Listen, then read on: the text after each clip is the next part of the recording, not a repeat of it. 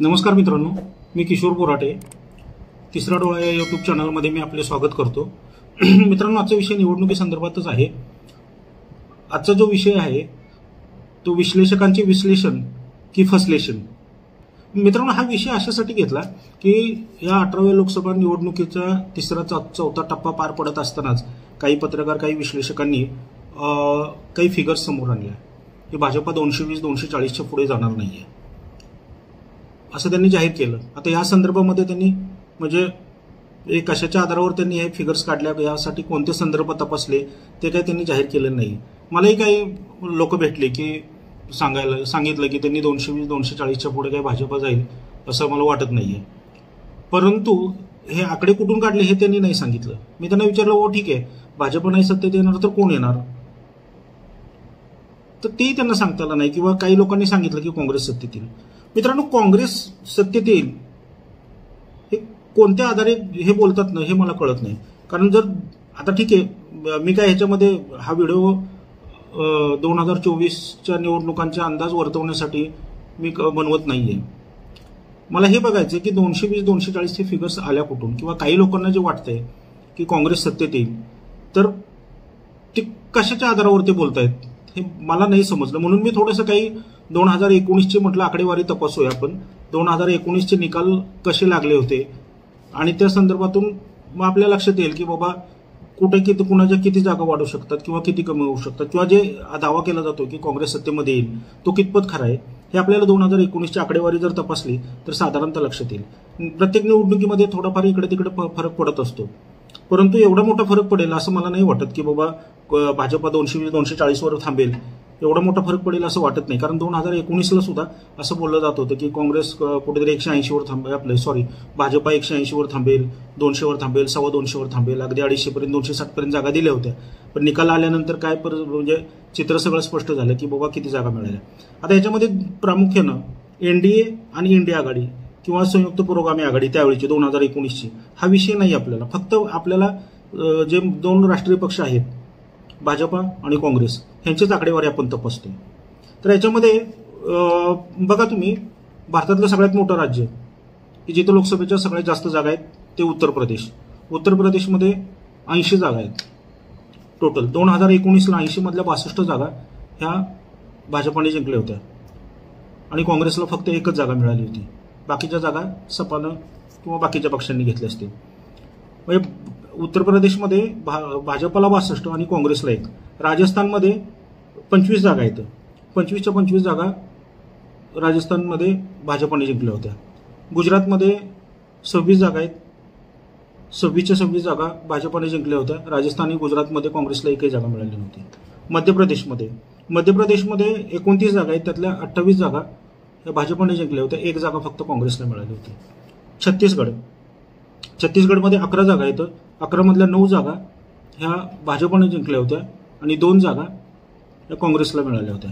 दिल्लीमध्ये लोकसभेच्या 7 जागा आहेत. 7च्या 7 जागा भाजपाने जिंकल्या होत्या.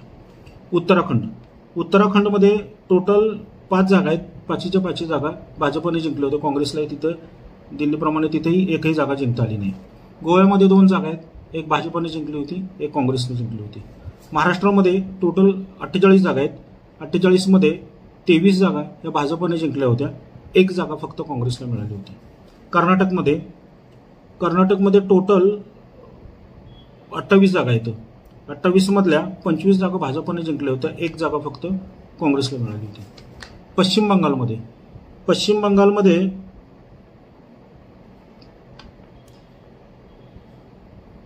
बंगालमध्ये एकूण लोकसभेच्या एकूण 42 जागा आहेत. त्यातल्या 18 जागा भाजपाला मिळाल्या होत्या आणि काँग्रेसला 2 जागा मिळाल्या होत्या. आसाममध्ये एकूण 14 जागा आहेत लोकसभेच्या. त्याच्यामध्ये 9 जागा या भाजपाने जिंकल्या होत्या आणि 3 जागा काँग्रेसला मिळाल्या होत्या. बिहारमध्ये 40 जागा आहेत लोकसभेच्या. 40 मधल्या 17 जागा ह्या भाजपाने जिंकल्या होत्या. काँग्रेसला 1 जागा मिळाली होती. आता हे जे भाजपाची ताकद असणारे राज्य हे जास्त करून मी याच्यामध्ये घेतलेले आहेत. कारण कोणताही पक्ष, काँग्रेस असेल किंवा इतर कुठलाही पक्ष असेल, ज्याला सत्तेत यायचे त्याला या जिथं ताकद आहे भाजपाची ह्या ठिकाणी त्या राज्यामध्ये भाजपला पराभूत केल्याशिवाय त्या पक्षाला सत्तेत येणार नाही, सत्तेत येता येणार नाहीये. मग ते काँग्रेस असो किंवा इतर कुठलाही पक्ष असो. आता विषय आपण इथं काँग्रेसचं चाललंय, जे दोन राष्ट्रीय प्रमुख पक्ष आहेत भाजप आणि काँग्रेस, किंवा जे दावा केला जातोय काँग्रेस सत्तेत येईल म्हणून आपण इथे काँग्रेसचं घेतलंय. पण टोटल ह्या ज्या राज्य मी तुम्हाला वाचून दाखवली, ही या राज्यामध्ये या जागांची जर एकूण बेरीज केली तर 382 बेरीज होते.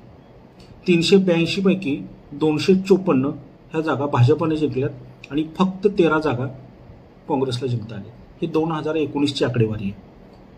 382 पैकी 254 भाजपने जिंकल्या, 13 जर काँग्रेसला जिंकता आल्या. सरळ सरळ इथं जर लढत भाजप आणि काँग्रेसमध्ये जर बघितली आपण तर ही एक खाती एकतर्फी भाजपने जिंकलेली दिसते. 2019ची आकडेवारी आहे. याच्यामध्ये किती फरक पडेल मित्रांनो, तुम्हाला काय वाटतं?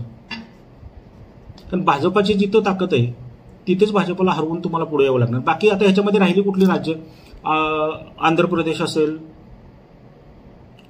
तेलंगणा असेल, केरळ असेल, तामिळनाडू असेल, तिथे भाजपाची ताकद नाहीये आणि काँग्रेसची नाहीये. ते तिथले प्रादेशिक पक्ष तिथे वरचढ ठरतायत. आता 382 पैकी 254 जागा भाजपने घेतल्या, 13 जागा काँग्रेसने घेतल्या. तर उर्वरित जागा गेल्या कुणाला?